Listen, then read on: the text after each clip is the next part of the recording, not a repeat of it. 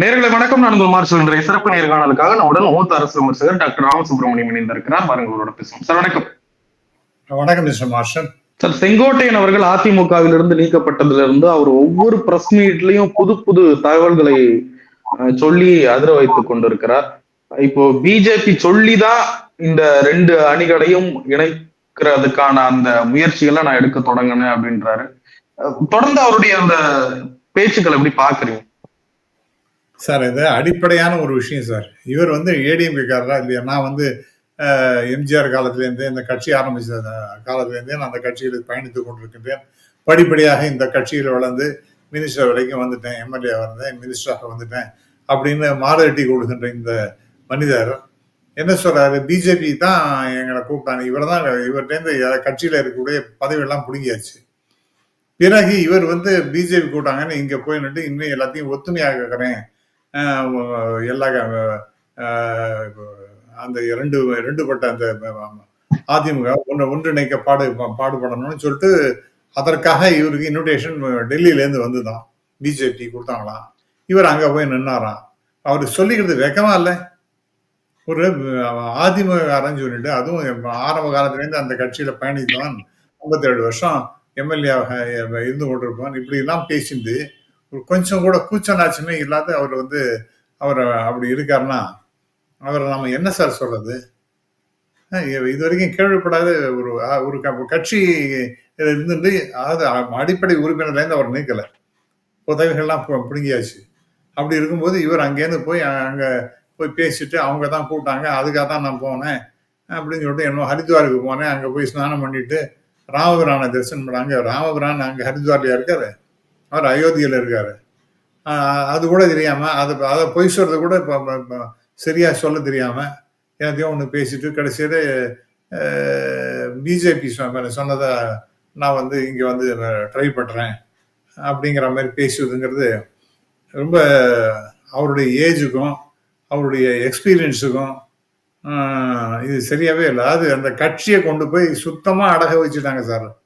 அந்த கட்சியை சின்ன பின்னமாக ஆக்கினது மட்டுமல்லாமல் சிதறுண்டு போக செய்து அந்த கட்சி அழிஞ்சு போச்சு சார். கிட்டத்தட்ட it has come to an end. Almost very unfortunately தமிழ்நாட்டை பொறுத்த வரைக்கும் ரெண்டு விதமான போட்டி தான் இருக்கும். ஒன்று திராவிட முன்னேற்ற கழகம், இன்னொன்று அண்ணா திராவிட முன்னேற்ற கழகம். இந்த திராவிட கட்சிகளுக்குள்ளதான் போட்டிகள் இருக்கு. அந்த அண்ணா திராவிட முன்னேற்ற கழகத்தை கொஞ்சமா அழிச்சு ஒரு லெவல்லையும் அழிச்சு இந்த இவரால முடிஞ்ச காரியம் தான் இவரால பண்ணிட்டு இருக்காரு. இவரு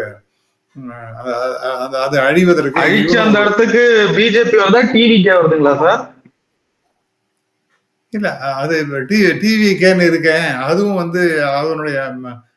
அதனுடைய பாசும் பிஜேபி தான், அதுல ஒன்றும் சந்தேகமே இல்லை.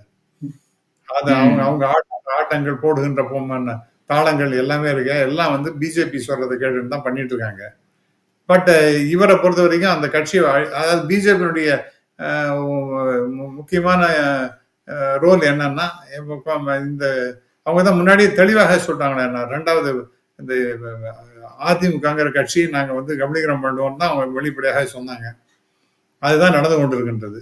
அதுக்கு செங்கோட்டையன் அவரான கைங்கரியங்களை பண்ணி கொண்டு இருக்கின்றார் அப்படின்னு பார்க்கின்றோம். அவ்வளவுதான் சார். இது ரொம்ப கேவலமான ஒரு 57 வருஷம் ஒரு அரசியல்ல ஒரு மிகப்பெரிய ஆளுமையாக இருந்துட்டு இந்த மாதிரி ஒரு கேவலமான ஒரு ஸ்டாண்ட் எடுக்கிறாருங்கிறது ரொம்ப வருத்தத்துக்கு உரிய சமாச்சாரமா இருக்கு. இல்ல, இப்போ உண்மையாகவே பிஜேபி யார் பின்னாடிதான் இருக்குன்னு தெரியலீங்களா சார்? இப்ப அதிமுகவுடன் பாஜக கூட்டணியில் இருக்கிறது, எடப்பாடி பழனிசாமியுடன் நயினா நாகேந்திரனும் டெல்லி மேலிடமும் நல்ல தொடர்பில் இருக்கிறது.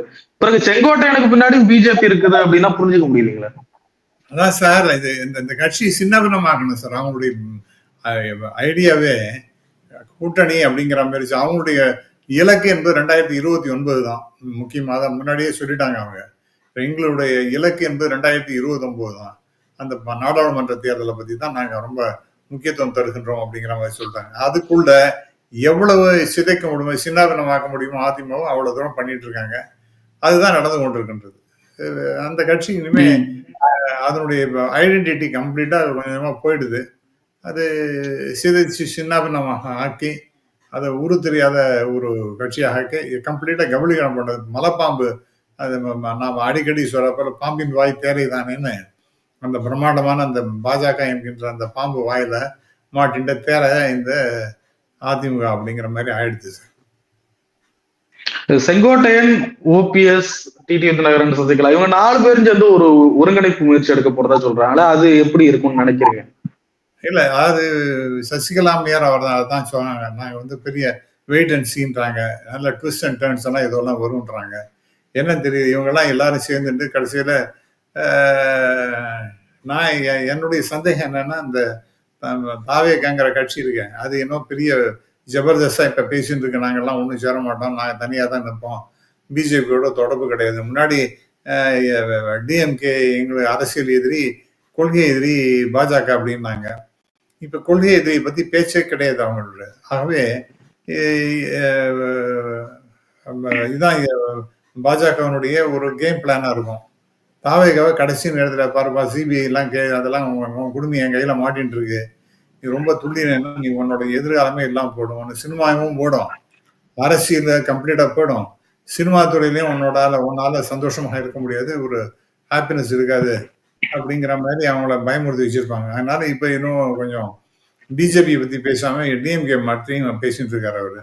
ஸோ அந்த தாவேகா மற்றும் இந்த அதிமுக ஆல்ரெடி சேர்ந்துருக்கு. இப்ப இவங்க சசிகலா அம்மையார், அடுத்தது டிடிவி தினகரன், ஓபிஎஸ், இவங்க எல்லாரையும் எப்படியா ஒரு வளைச்சு போட்டு சேர்த்து விட்டுருவாங்க. செங்கோட்டையன் அப்கோர்ஸ் அவர் தான் சரண்டர் ஆயிட்டு அங்கே உட்காந்துருக்காரு. ஸோ இவங்களெல்லாம் எல்லாத்தையும் ஒரு அணியா திரட்டுவதற்கான வாய்ப்பு இன்னும் இருக்கிறதா தான் நான் நம்புறேன் சார். அதுல இது யாருன்னு சொன்னா அண்ணாமலை.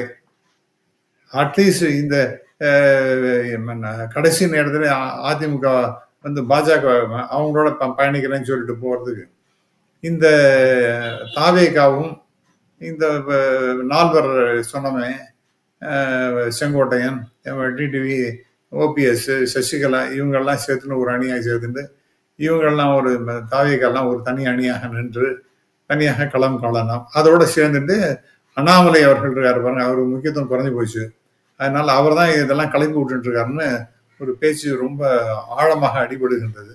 அப்ப அவரும் ஒரு தனி கட்சி ஆரம்பிச்சு இது மாதிரி ஒரு தனி எங்கள் வழி தனி வழி அப்படிங்கிற மாதிரி போவதற்கும் நிறைய வாய்ப்புகள் இருப்பதைத்தான் நான் பார்க்கின்றேன். இதுல இன்னொரு விஷயம், செங்கோட்டையன் அவர்கள் நீதிமன்றத்திலையும் தேர்தல் ஆணையத்துல முறையிட ஆரம்பித்திருக்கிறார். எடப்பாடி பழனிசாமி வந்து நிரந்தரமான பொதுச் செயலாளர்.